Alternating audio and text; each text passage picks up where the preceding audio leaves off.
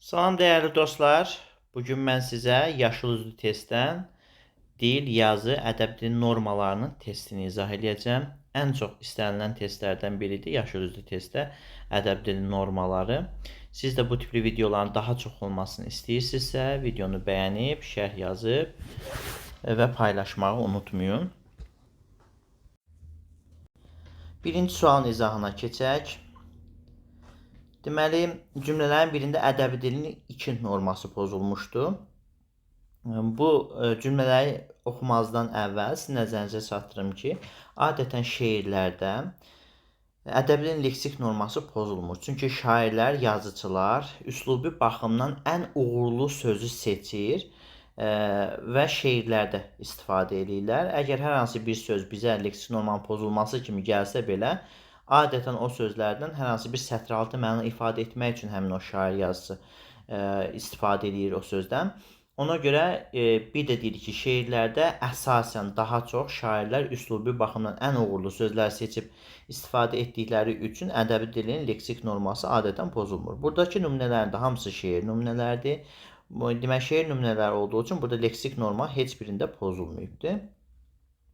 A variantına baxsaq, yuxusu da gecələr uçub ərşə çəkildi, gözləri sübhə qədər şam çırağa dikildi. Burada hər hansı bir ədəbi dilin normasının pozuntusuna biz görmədik, müşahidə etmədik. Sənə kömək istəyirəm mən Xudadan, işinə fərəc versin böyük yaradan. Burada ədəbi dilin ancaq qrammatik norması pozulubdur. Üstləri dəmirli qalın qapılar, ortada balaca göz yerləri var. Burada ədəbi dilin normaları pozulmayıbdır. D-yə baxırıq. Qaynar bulaqların gözündən içər, o ellər gözəli, o el yavrusu. O ellər gözəli, o el yavrusu qaynar bulaqların gözündən su içər. Belə olmalıdır. Deməli, buna görə ədəbi dilin qrammatik norması burada pozulubdur. Bir norma sayıldı. E-yə baxırıq. Könlü açıq, gözü toxdur şəmşirin. Oyansın taleyi, bəxti şəmşirin. Burada ədəbi dilin qrammatik norması pozulub, çünki söz sırası pozulubdur.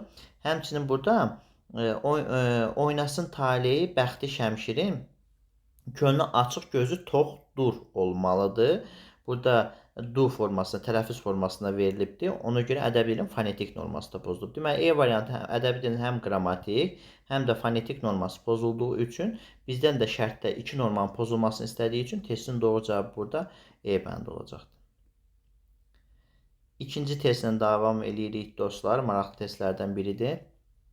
Verilmiş cümləyə əsasən doğru cavabları müəyyən edin. Bizim müharibəmiz millət müharibəsi deyil, çörək azadlıq müharibəsidir. Bu birinci cümləmizdir. İkinci cümləyə baxırıq. Yuvasına qara böcək, çölə çıxdı, yaz gələn tək. Bu ikinci cümləmiz olacaqdır. Səbrin qalın dodaqlarına nisbətən çox yaraşıqlı görünən incə dişləri yenə parıldayırdı. Bu üçüncü cümləmizdir. Deməli, birinci cümlədə ədəbi dilin leksik norması pozulubdur. Biz gördüyümüz kimi ikinci cümlədə gələn tək. Burada ayrı yazılıbdır, tək bitişik yazılmalıdır. Ədəbi dilin fonetik norması pozulubdur. Burada isə ədəbi dilin heç bir norması pozulmayıbdır. İndi baxaq, bizim cümlədə birinci cümlədə müharibə sözünü sinonimlə əvəz etsək leksik norma pozulmaz. Bəli, bizim müharibəmiz millət müharibəsi deyil, dövlət azadlıq müharibəsi. Burada müharibə sözünü əgər biz dava sözü ilə əvəz etsək, müharibənin sinonimi ilə leksik norma, yəni söz öz yerində işlənəcəkdir. Üslubu baxımdan ən uğurlu söz olacaqdır və leksik norma pozulmayacaqdır. Bizim davamız millət davası deyil, çörək azadlıq davasıdır. Yəni burada dava sözü daha uyğundur normalların gözlənilməsi baxımından. Müharibə dedikdə insanlar arasında kütləvi, yəni o qılıncların o bir-birinə dəyib və yaxud da o puaların göydə uçduğu bir müharibədən söhbət gedəcəkdir. Amma burada söz davası, çörək davası dedikdə müharibəni əvəz edəcək söz olacaqdır dava sözü. Deməli, 1 doğru cavab olacaqdır. 2-yə baxırıq.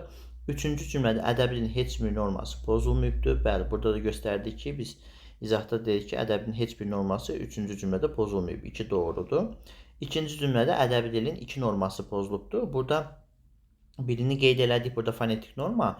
Yuvasından qara böcək çölə çıxdı, yaz gələn tək. Həm də burada ədəbi dilin qrammatik norması pozulubdur. Çünki yuvasından qara böcək çölə çıxdı, burada yaz gələn tək. Yaz gələn tək yuvasından qara böcək çölə çıxdı. Yəni xəbər burada əvvələ keçdiyi üçün ədəbi dilin qrammatik norması pozulacaqdır. 2 norma pozuldu burada. 3-ü də doğru cavab kimi götürəcəyik. Üçüncü cümlədə qara hərflə verilmiş sözü sinonimlə əvəz etsək, ədəbi dilin leksik norması pozular. Əgər qalın sözünü biz burada sıx sözü ilə əvəz etsək, Səbrinin sıx dodaqlarına nisbətən sıx dodağı olmur. Ona görə ədəbi dilin leksik norması pozular. 4 də doğrudur.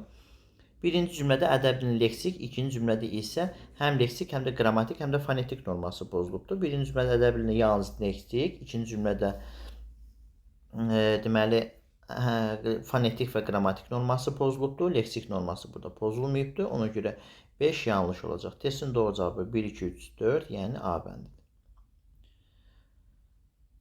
Üçüncü testlə davam edirik. Çox maraqlı testlərdən biridir. İnanıram ki, burada yeni bir məlumat öyrənəcəksiniz. Cədvələ əsasən doğru fikri müəyyən edin. Mədəd isə üst başına fikir verən, təmizlik və səliqə gözləyən adam olduğu üçün deyilənlərin nə buna, nə də əhatəsinə heç təsir etməyəcəyini bilirdi. Cümləni oxuduq. İndi baxaq görək cümlədə doğru yanlış cədvəlində doğru fikirlər hansılardır? Deməli, ədəbi dilin 2 norması pozulubdur. Bir yanlışdır burada. Ədəbi dilin ancaq burada fonetik norması pozulub. Üst başını burada I hərfi yoxdur. Ona görə deməli A variantı 1 səhv olacaqdır. Heç sözünü nümunədən çıxarsaq ədəbi dilin qrammatik norması pozular.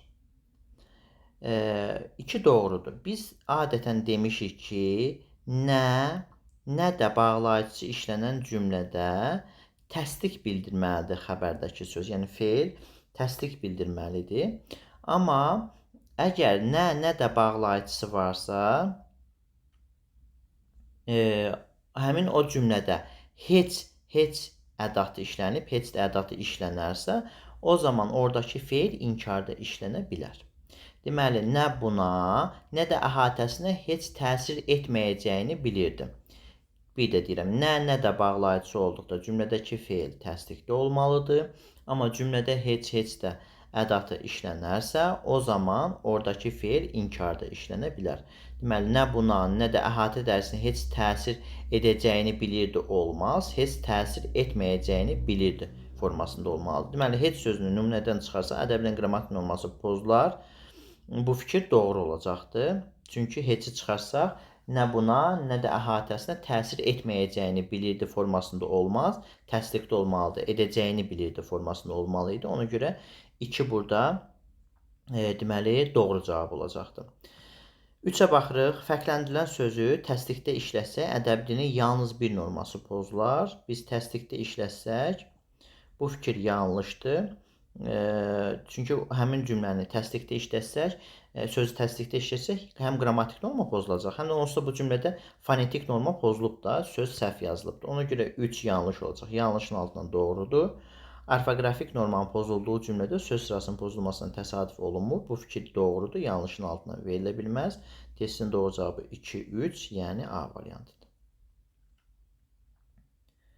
Dördüncü testlə davam edirik. Ədəbi dilin hansı norması pozulub? Huşum çaşdı, düşdüm olmaz oyuna. Yetmədim gözəlin əsli soyuna. Aşiq oldum simasına boyuna. Hayf ki, kamalda dərin görmədim. Deməli, huşum çaşdı, düşməz olmaz oyuna. Burada söz sırası pozulubdur. Qrammatik normanı gəlin burada yazaq. Qrammatik norma pozulubdur. Yetmədim gözəlin əsl soyuna. Burada da yenə də qrammatik norma var. Aşıq oldum yox, aşiq oldum olmalıdır. Həm də burada fonetik norma pozulubdur. Leksik normanın pozulmasına rast gəlinmir. Deməli, testin doğru cavabı burada qrammatik və fonetik norma olacaq. 5-ci sualda maraqlı suallardan biridir. Bu tipli suallar biz bilirik ki, 3-cü qrupun qəbuluna da düşüb. Sual işarəsinin qeyd olunduğu üçbucağın hansı cümləsini yazsaq, həmin üçbucaqda qonşu üçbucaqların hərəsindən yalnız bir xüsusiyyət götürürlər. Aha, Gəlin baxaq. O kinindən büzüşdükcə bir yumruğa dönür bəzən. Burada bax, üçüncü üç bucağı götürsək, ədəbi dilin normalarına riayət olunubdur. Bu fikir yanlışdır. Sözlərdən birini cümlədən çıxarsaq leksik norma pozulmaz. Bu fikir də yanlışdır. Çünki burada leksik norma pozulması yoxdur. Deməli, biz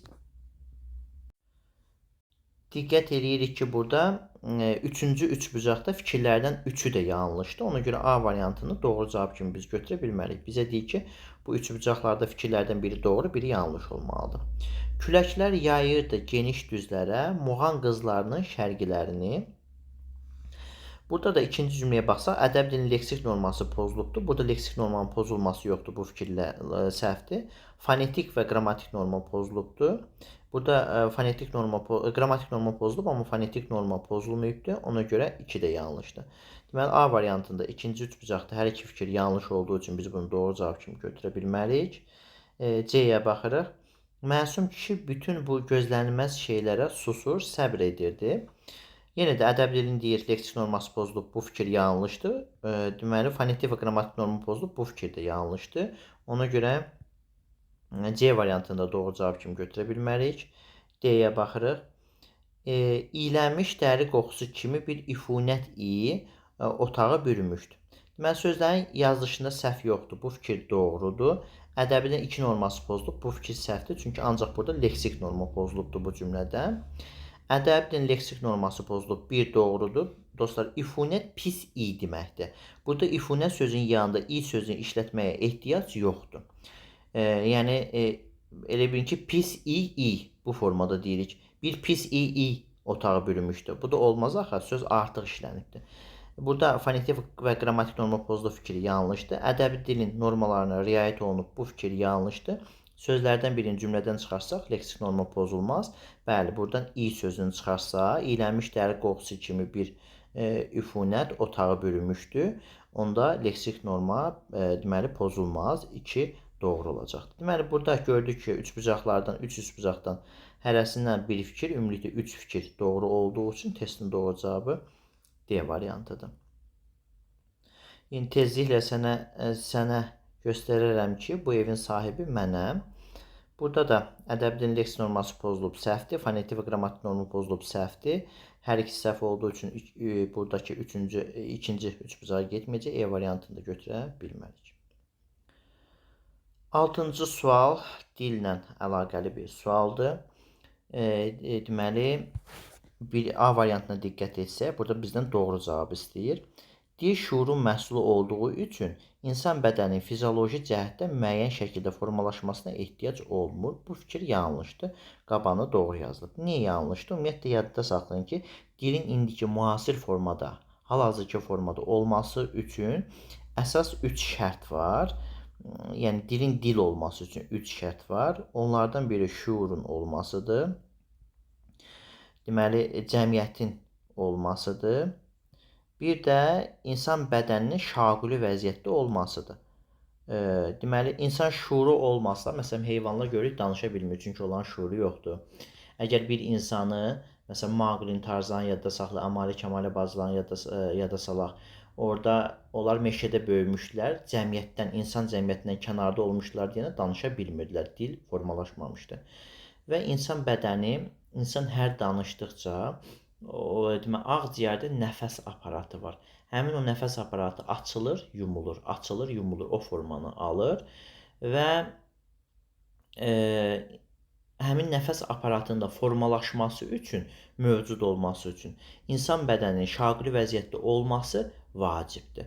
Deməli, bu 3 şərtin olması vacibdir. Burada dedik ki, fizioloji cəhətdən müəyyən şəkildə formalaşmasına ehtiyac olmur. Ona görə fikir yanlışdır. Dil ictimai əmək prosesində insanlar arasında meydana çıxan yeganə ünsiyyət vasitəsi deyil. Bu fikir doğrudur. Mimikadır, jestdir, səsdir, fitdir. Bunlar hamısı ünsiyyət vasitəsidir. Yeri gələndə yazı da ünsiyyət vasitəsidir. Qabağına yanlış yazıldığı üçün B bəndini götürə bilmərik. Dil, səs, söz cümlələrdən ibarət olub insan cəmiyyətinə meydana gələn ünsiyyət prosesidir. Dil ünsiyyət prosesi deyil. Ünsiyyət prosesi nitqdir. Dil ünsiyyət vasitəsidir. Ona görə fikir yanlışdır. Qabağına doğru yazıldığı üçün C bəndini götürə bilmərik. Süni dillər tarixən cəmiyyət kollektivi tərəfindən yaradılmış və tədricən formalaşmışdır. Bu təbii dillərdir, cəmiyyət kollektivi tərəfindən yaradılan. Süni dillər fərdi şəxslər tərəfindən, bir qrup insan tərəfindən yaradılır. Ona görə fikir yanlışdır. Qabağına doğru yazıldığı üçün D-ni götürə bilmərik. İnsan bədəni şaquli vəziyyətə düşməsi, insanın əməklə məşğul olmasına bunun təsiri, dil və şuurun formalaşması vahid bir ictimai prosesdir. Bəli, bu fikir doğrudur. Qaban demirəm, burada dil deməli ünsiyyət prosesidir. Deyir burada əmək fəaliyyəti ilə məşğul olması, insan bədəni şaqili vəziyyətə düşməsi, dil şuurunun yaranması vahid bir ictimai prosesdir. Demir dili ictimai prosesdir. Yəni bunlar bir-birini qarışdırmır. Fikir doğrudur. Qabana doğru yazıldığı üçün E variantını biz doğru cavab götürəcəyik. Gəldik çıxdıq bu mübahisə doğuran Sevgi xanımın deməli testinə. Deməli balaca Sevgi Qəbələyə gedəndə yol kənarında təndirxana görür. Dünən baxdığı şəkilli kitabda da altında təndir sözü yazılan şəkili görüb anasından nə olduğunu soruşmuşdu. Deməli altından təndir yazılıbdı. Bu təndir sözünü oxuya bilmir ki, anasından soruşur ki, ay ana bu nədir? Anası da deyir ki, ay qızım bu təndirdir. Aydındır? Deməli bu təndir sözü yazılıbdı orada. Təndir sözü yazılıbdı. Hərfi yazıdan istifadə olunubdu. Həmin o baxdığı kitabçada. Amma Sevgi bunu oxuya bilmir. Deməli Sevgi hələ hərfləri tanımır. Təndirxananın üstündə isti təndir çörəyi yazılıbdır. İsti təndir çörəyi yenə də hərfi yazıdır. Təndirxananın qarşısında, indi Qəbələyə getdiyi yol kənarında gördüyü təndirxananın qarşısında görüləcək hissəyə qıpqırmızı bir təndir çörəyi qoyublar. Bəh-bəh. İndi təndir çörəyi burada olsa, sezonu deyilə. Xiyar, pomidor, göy soğan, sonra vəzəli. Bəh-bəh-bəh. Nə gözəl gedər o şoru pendiri böhründə. İndi test eləyəndə o ac olan müdavimlər deyək, tələbələr deyək, dərhal evdədirsə qaçıb onu düzəltməyə çalışacaqdı. Elə mən də evdə olsaydım qaçıb düzəldərdim tez. Deməli, isti təndir çörəyi yazılıbdı. Bir də təndirin qabağına bir təndir çörəyi qoyulub. Təndir çörəyi qoyulubsa, burada əşyavi yazıdan istifadə olunubdur. Əşyavi yazıdan istifadə olunubdur. Bir də hərfi yazıdan. Sevgi hər gün bağçanın yanında gördüyü təndirxanadan da atasından təndir çörəyi aldırardı. Orada da eyni çörək və eyni yazı var idi. Deməli, orada da həm isti təndir çörəyi var idi, həm də əşyavi yazı olan o çörək var idi. Deməli, Sevgi yazını iki növündən istifadə edib təndirxana, təndir çörəyi saltını anlaya bilib. Xeyr, dedik, Sevgi hərfləri tanımır. Sevgi hər dəfə Qəbələyə gedəndə təndir çörəyi yeyir. Bunu biz dəqiq şəkildə mətnə əsasən çıxardıb ortaya qoya bilmərik. Qəbələdəki təndirxanada çörəklərin hamısı qıpqırmızı olur. Bu heç bir təndirxanada mümkün deyil. Ona görə C variantı yanlışdır. Onsuz da biz bazara gedəndə də biz bazarda görürük ki, meyvələrin ən yaxşısını üstə qoyurlar.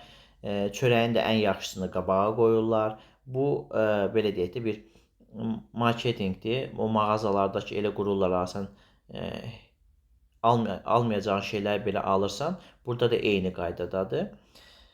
Deməli Sevgi bağçaya gedir. Burada bağçaya getməsi haqqında məlumat yoxdur. Burada deyir ki, Sevgi hər gün bağçanın yanında gördüyü təndirxanada.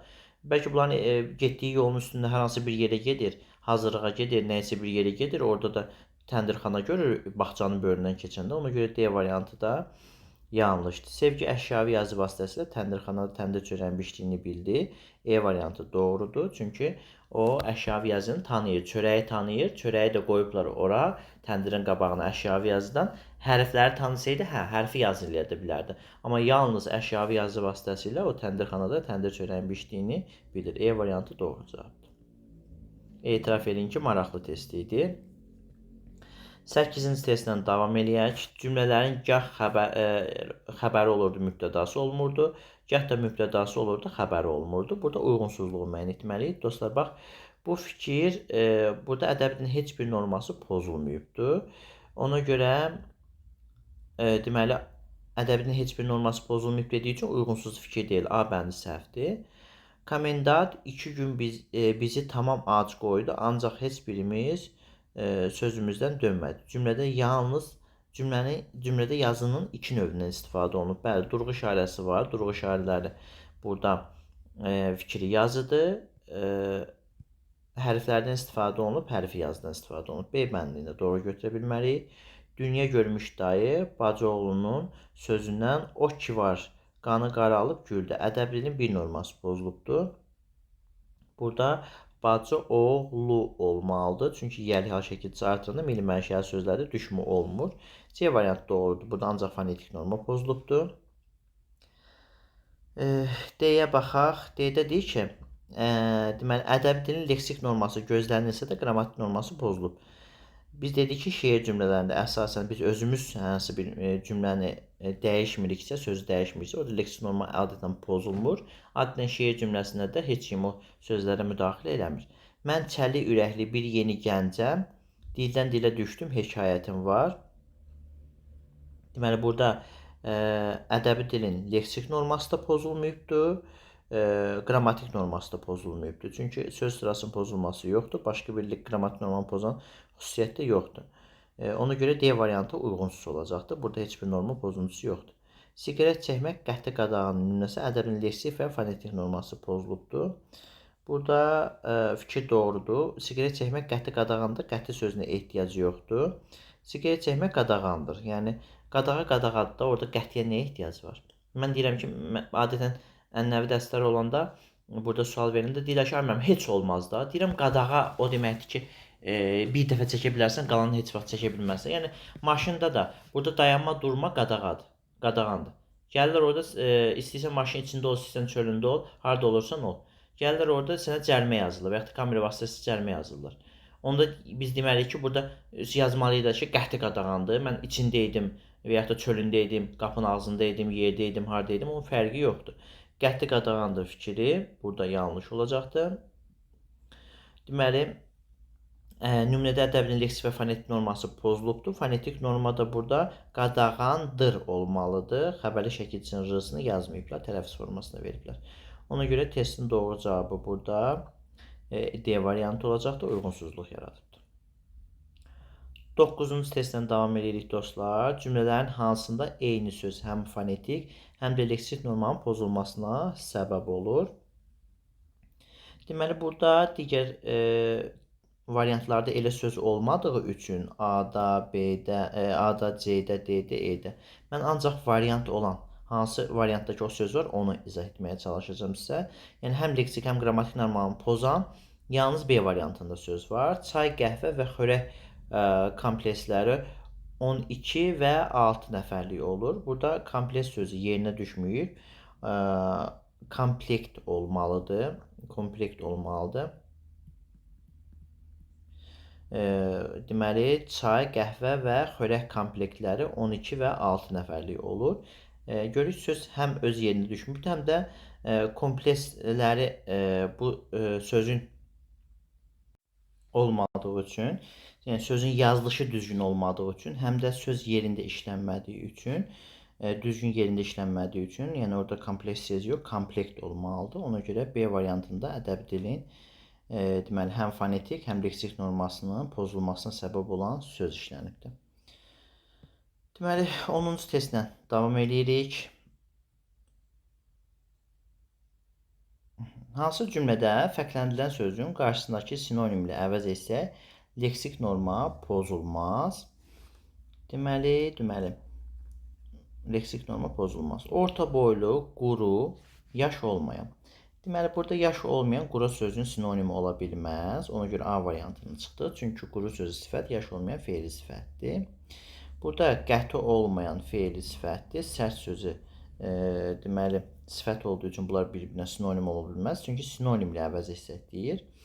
Olmaya yenə də deməli, olmaya adınızı pozmaq, düşmənə təslim olmaq və bizi satmaq istəyirsiniz, ələ vermək istəyirsən.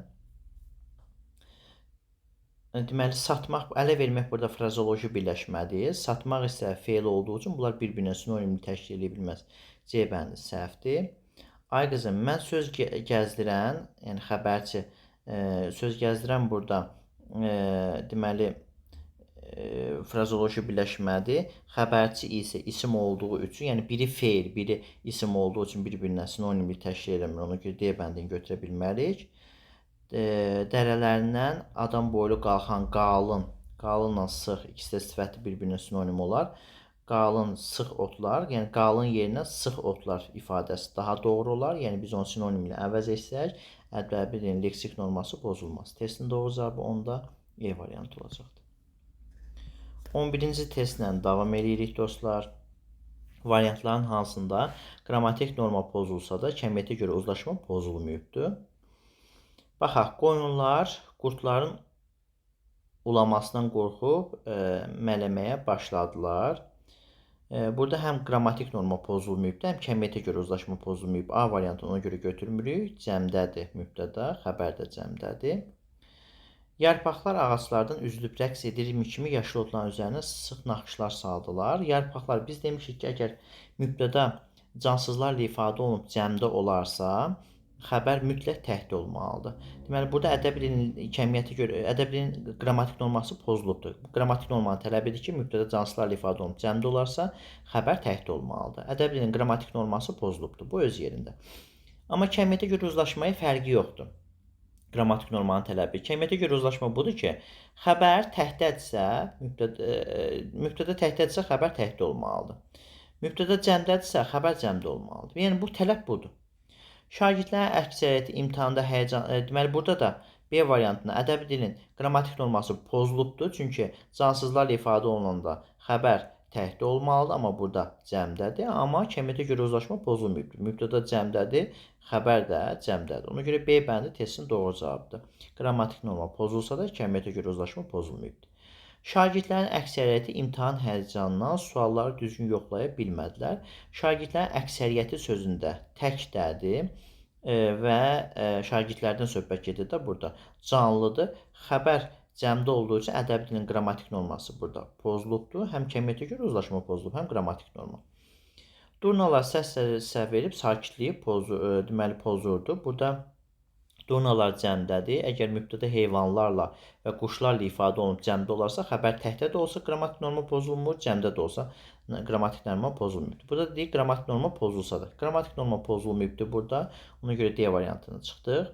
Ağamirzənin uşaqları atalarının xəstə olduğunu hər kəsdən gizlətmişdilər olmalıdır. Çünki uşaqları sözündə söz birləşməsinin əsas tərəfinə baxırıq da, biz mübtəda olanda söz birləşməsi cəmdədirsə, xəbər cəmdə olmalı idi. Burada da canlılarla ifadə olunub cəmdə olduğu üçün mübtəda xəbər cəmdə olmalı idi. Qrammatik norma pozulubdur. Həm də kəmiyyətə görə burada uzlaşma pozulubdur. Deyək, kəmiyyətə görə uzlaşma pozulmayıbdır. Eynilə D variantında da qrammatik norma pozulmamışdır burada, amma kəmiyyətə görə uzlaşma pozulmuşdur. Burada da həm qrammatik norma pozulubdur, həm kəmiyyətə görə uzlaşma pozulduğu üçün E variantı testimizin doğru cavabı ola bilməz. 12-ci testlə davam edirik. Aha. Deyir, bu nəğmədən həm hicran dərdi, həm vüsal arzusu, həm yaz, həm də ümid yoxdur. Cümləsində iştirak bağlayıcısını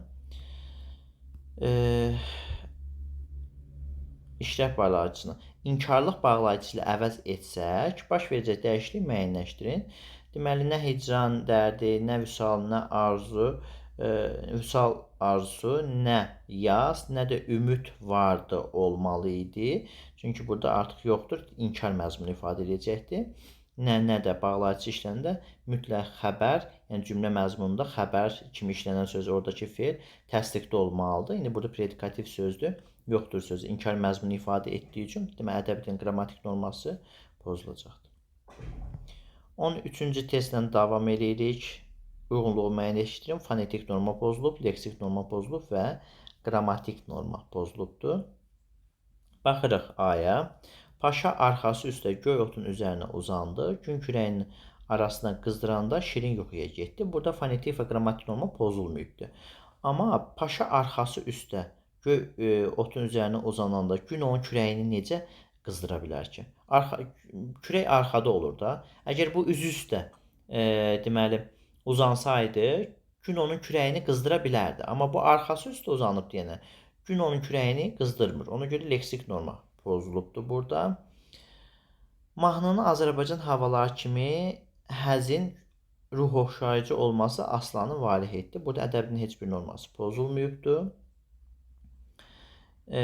C-yə baxırıq. C-yə baxırıq. Deməli, Naməlsəm məhəlləsinin bir neçə cavanları, burada görürük bir neçədən sonra gələn isimlər və yaxud da sifətlər, ona aid olan sözlər tək-tək işlənməlidir. Cavanlar sözü cəmdə olduğu üçün ədəbin qrammatik norması ancaq pozulacaqdır burada. Leksik norma pozuntusu yoxdur. Həmçinin sözlərdə hər hansı yazılışında da bir səhv yoxdur. D-yə baxırıq. Bu illər ərzində nə qədər sular axmış, nə qədər adamlar həlak olmuş, torpağın üzərində nə qədər dəyişikliklər baş vermiş. Burada nə qədər həmişə təkrarlamağa ehtiyac yoxdur. Bu illər ərzində deməli nə qədər sular axmış, adamlar həlak olmuş, torpağın üzərində nə qədər dəyişikliklər baş vermişdi. Bu formada desək də olar.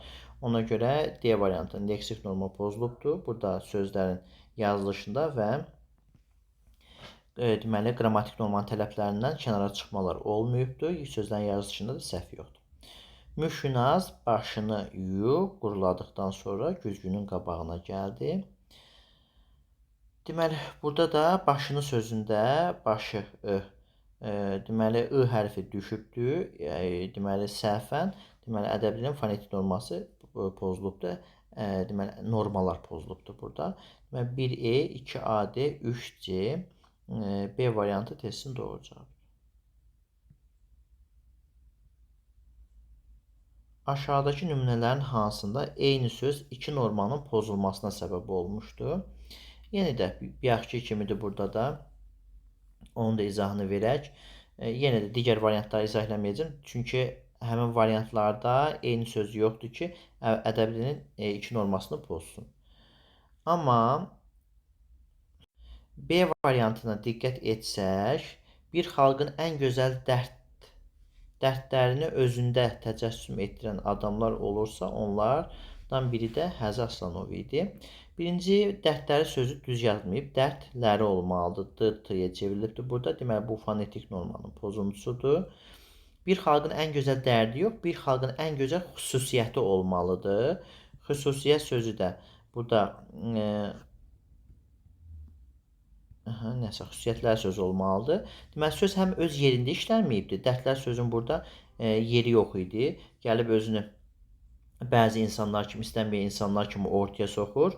Həm də özünü soxmaqla yanaşı burada ortaya gəlib içəri girməklə yanaşı cümlənin ortasına bir norma pozuntusu gətirməklə yanaşı bir düzgün də yazılmayıbdır burada. Deməli, burada tələffüz formasında əsasən yazılıbdır. Ona görə dərdləri sözə həm fonetik, həm də leksik normanın pozuntusu sayılır. Testin doğru cavabı B bəndi olacaqdır. 15-ci testlə davam edirik. Hansı nümunədə ədəbi dilin yalnız fonetik norması pozulubdur? Xəzər dənizinin qoynuna girmiş Bakı şəhərinin gecəsini elektrik işıqları alaqaranlıq bir səhərə çevirmişdi. Burada ədəbin heç bir norması pozulmayıb dostlar. Ona görə A variantını götürə bilmərik. B-yə baxaq. Ov tulalarına qoşulmuş qara köpək mağaraya girdi. Bunun dalınca başqa itlər də yüyürdülər və yenə də içəridə hürüşdülər. Burada da ədəbi dilin biz iki normasının, yəni norması, fonetik normasının pozuntusunu ov tulalarına qoşulmuş qara köpək mağaraya girdi. Bunun dalınca başqa itlər də yüyürdülər. İtlərin yüyürməsi burada hər hansı bir sıxıntı yoxdur və yenə də B bəndi doğru cavab ola bilməz. C-yə baxaq. Alışan tayaların işığında hürküşüb bir-birinə qarışmış qoyun sürüləri mələşir. Burada da doğru cavab kimi götürə bilmərik. D-yə baxaq. Yoldaş doğrusu onların sözləri mənim də beynimə yatır. Beynimə sözündə i olmamalıdır. Çünki mənsubiyyə şəkilçisi artırılıbdır bura. I düşməlidir burada. Ona görə D variantında burada ancaq ədəbinin fonetik norması pozulubdur. Ay balaların boyunlarına kəndir bağlayıb kəndə gətirdilər. Burada da norma pozuntusu yoxdur. 16-cı testdən davam edirik dostlar. Deyir, yazının yaranma tarixini nəzərə alıb verilmiş nümunələrin ardıcıllığını sıralayın. Qara geyimli yaz bu fikir yazıya aid olacaqdır. Lotereya biletinin üzərində maşın bu şəkil yazıya aid olacaqdır. Kiril əlifbasının istifadə hərfi yazıya aid olacaqdır. Bir qalan seri pilinin istifadə olunan yazı növü də sim, nar, qanlı daş parçası bu əşyavi yazıya aid olacaq. Deməli 4, 2, 1, 3 C variantı testin doğru cavabı olacaq. 17-ci testdən davam edirik. Hansı cümlədə qrammatik norma ən azı 2 dəfə pozulubdur? Cavan oğlan birinci otaqda əyləşib, qabağındakı bir yığın kağızları birə-bir oxuyur, dəftərə yazırdılar. Cavan oğlan yazırdı olmalı idi, yazırdılardı. Burada bir dəfə pozulub A bəndini götürə bilmərik. B-yə baxırıq. Uzun-uzun kölgələr küçələri çarpaz doğrayıb bir-birinə qarışdırdı. Burada ədəbi dilin leksik normasının, qrammatik normasının pozuntusunu görmədik. Bir anda göyərtənin altındakı kürəkciklər də üstündəki bir neçə igidlər. Bir neçədən sonra gələn söz təhdə yazılmalıdır. İgidlər sözü cəmdədir, ona görə bunu götürə bilmərik. İgidlər də bu səsə səs verib bir ağızdan bağırdılar olmalıdır. İgidlər cəmdədir, bağırdı olubdur burada. Cəm şəkilçisi olmadığı üçün yenə də burada qrammatik norma pozulubdur. Demək, qrammatik normanın 2 dəfə pozulduğu cümləni istədiyi üçün C variantı testin doğru cavabıdır. Azərbaycanlılar media dövründə olduğu kimi bir daha Asurilər və Kəldanilər deməli vətənində də qılınc parlatdılar olmalıdır. Bir dəfə pozulubdur burada. Nə özün deməli yarıdır, nə özün yarıdır, nə sevənləri yarıdır, nə sevənləri bir para adamı kərkəvaz eylər. Burada qrammatik norma pozuntusu yoxdur. Yəni, bütün hallarda testin doğru cavabı C bəndidir. Ay müəllim, niyə belə üzündən oxuyanda çaşdır? Şimdi orada yazacaqlar şərh bölməsində. Testi yazanda onsuz da test kifayət qədər ağırdır. İzahda da əməlli başda insan yorulur. Ay müəllim, onda yazmazdınız. Ay bala, xoşun deyil, eləmə. Mən zorla bu testi sənə yazdırıram. Deməli, bu test sənin üçün faydalıdır da. Bu testi yazmasan, miqdə yaxşı cavab verə bilməyəcəksən, testləri yaxşı yaza bilməyəcəksən. Deməli, faydalı olduğu üçün istifadə edirsən. Bu qədər də izah olunur. İzahda da bir təşəkkür eləmək əvəzinə girir orada yazırlar. Müəllim filan testi eləyəndə orada çaşdı, filan sözü demədi, filan variantda filan şey baxmadı. Biz də çaşa bilərik də, biz də insanıq. Yəni bu əlavə şərhlərə ehtiyac yoxdur. Bir təşəkkür etmək əvəzinə o tipli fikirlərlə adamı yaralamaq olmaz. Deməli, baxaq görək burada nə deyir? Onların bir neçəsi meşəyə gedib quru ağac qabıqlarından çalıdan, çırpıdan yığıb gətirdilər. Cümləsində müşahidə olmayıb. Bax, burada olmayan deməli, bir gün dağın başında oturub dəhşətli qayalarımıza və onların arasından şaqqıltı ilə axan bulaqlarımıza tamaşa edirdim. Cümləsində müşahidə olunan fikri müəyyənləşdirin. Deməli, burada dəhşətli qaya olmaz, dostlar, dəhşətli qayalarımıza. Ədəbinin leksik norması pozulubdur. Birinci cümlədə leksik normanın pozuntusu yoxdur. Ədəbinin 2 norması pozulub. A bəndi səhvdir, çünki ikinci cümləyə aid doğru olmalıdır, ancaq leksik norma pozulubdur. Ədəbinin heç bir norması pozulmayıbdır, B bəndi səhvdir. Ədəbinin yalnız leksik norması pozulub. Bəli. İkinci cümlədə ədəbdən yalnız leksik norması pozulduğu üçün C variantı testinin doğru cavabıdır. Qrammatik norma pozulmasa da fonetik norma pozulub. İkinci cümlədə ədəbdən yalnız leksik norması pozulduğu üçün D variantı səhvdir. İkinci cümlə əsasında doğru ola bilməz. Qrammatik və leksik norma pozulubdur. İkinci cümlədə yenə də qrammatik norma pozulmadığı üçün E variantı da doğru cavab ola bilməz. Deməli, testimizin doğru cavabı bütün hallarda C bəndidir. 19-a baxırıq. Valideyn sözündə avtomatik burada fonetik normanın pozulduğunu gördük. İ olmaz. Yınanın arasında i yoxdur. Valideynləri Çalbayıra yollanıb Fərzəlini tapmağı, onun fikrini Qaragildən döndərməyi ləzgi xəncərinin qulpundan yapışıb. Dostlar, burada xəncərin qulpu olmaz. Stəkanın qulpu olar və yaxud da fincanın qulpu olar. Burada xəncərin ya dəstəyi olmalıdır. Dəstəyi olmalıdır. Ya da qəbzəsi olmalıdır. Qəbzə elə dəstək sözünü əvəz edən sözdür. Xəncərin qəbzəsini və yaxud da qəbzəsindən dəstəyinə yapışıb namusla ölməyi arzulayırdı. Deməli, namusla ölməyi arzulayırdı. Kim arzulayırdı? Bir ona baxaq. Valideynləri arzulayırdı. Cəmdədir. Arzulayır sözü təkdədir. Burada arzulayırdılar olmalıdır. Deməli, dəstəyi sözü yerinə düşmədiyi üçün leksik norma pozuldu. Uzlaşma pozulduğu üçün qrammatik norma pozuldu. Deməli, ədəbi dilin hər üç nömrəsi fonetik, söz düzgün yazılmayıb, leksik, söz yerində işlənməyibdir və qrammatik, burada kəmiyyətə görə uzlaşma pozulubdur. Deməli, testin doğru cavabı A variantı olacaq.